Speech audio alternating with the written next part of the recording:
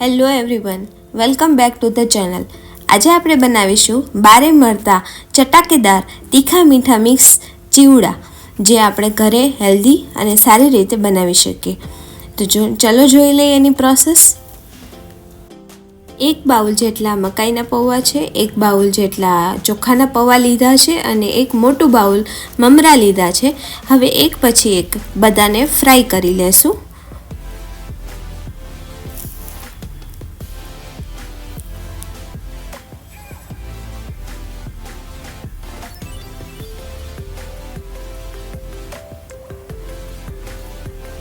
આ રીતે deep fry કરીને કાઢી લેવાના છે.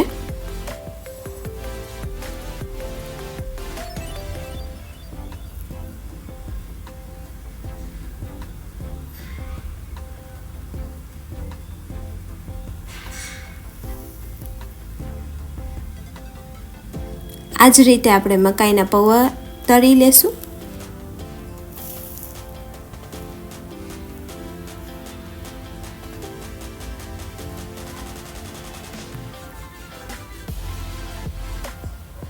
અને હવે ચોખાના પૌવા તળી લેશું.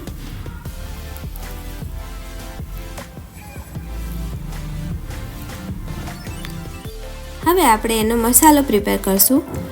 એક વાટકીમાં 2 ચમચી લાલ મરચું પાવડર,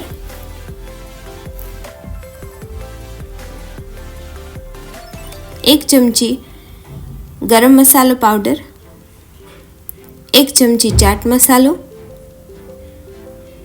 1 ચમચી આમચૂર પાવડર લેશું, 1 ચમચી જેટલું સંચળ લેવાનું છે અને અડધી ચમચી જેટલું મીઠું લેશું અને બધું બરાબર પ્રોપરલી મિક્સ કરી લઈએ. આ આપણો ચટાકેદાર મસાલો પ્રિપેર થઈ ગયો છે, જે આપણે ચીવડાની ઉપર છાંટવાનો છે. હવે આપણે જે તરી લીધેલા હતા બધા, એ આપણે મિક્સ કરી લઈએ પ્રોપરલી. હવે એમાં આપણે બધી વસ્તુ એડ કરશું. ચણા દાળ લીધી છે 1 વાટકી જેટલી, આ સિંગ ભુજિયા લીધા છે અડધી વાટકી, એ એડ કરી લઈએ. મૂંગ દાળ લીધી છે અડધી વાટકી જેટલી, એ એડ કરી લઈએ. આ બધું ઇઝીલી તમને કરિયાણાની દુકાને મળી જશે. 1 વાટકી જેટલા તરેલા પીઝ લીધા છે, વટાણા. હવે આમાં મેં મારો ટ્વિસ્ટ દીધો છે, જે છે નાચોસ એડ કર્યા છે. નાચોસનો ટેસ્ટ આમાં ખૂબ સરસ લાગે છે. હવે આપણે એને મોટું એક વેસલમાં ટ્રાન્સફર કરી લઈએ બધું.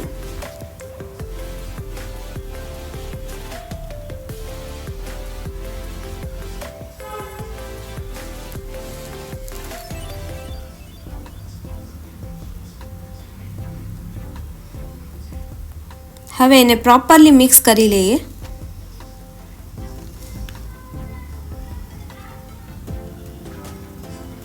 હવે એમાં ઝીણી સેવ છે 1 બાઉલ જેટલી, એ એડ કરશું અને આપણે જે મસાલો જે પ્રિપેર કર્યો હતો એ આપણે એડ કરવાનો છે. 3 મોટી ચમચી એડ કરશું.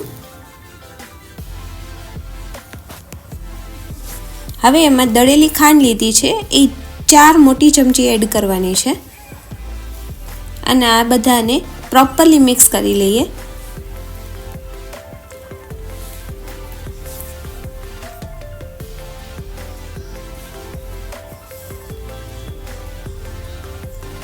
હવે આપણે એમાં વઘાર એડ કરશું.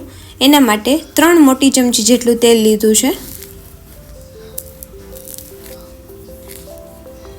તેલ ગરમ થાય એટલે લાલ મરચું એડ કરશું. 5 થી 6 લાલ મરચાં એડ કર્યા છે અને આખા મરી જે છે એ એડ કરવાના છે. આખા મરી આના વચ્ચે ખૂબ સરસ લાગે છે. હવે ગેસની ફ્લેમ ઓફ કરી એમાં કરી પત્તા નાખશું. હળદર અડધી ચમચી નાખવાની છે અને 1 ચમચી લાલ મરચું પાવડર, જેથી કરીને રંગ ઉભરીને આવે. હવે આ આખું મિશ્રણ હલાવી લેશું પ્રોપરલી. હવે થોડું થોડું કરીને ચેવડામાં નાખતું જશું અને હલાવતા જશું.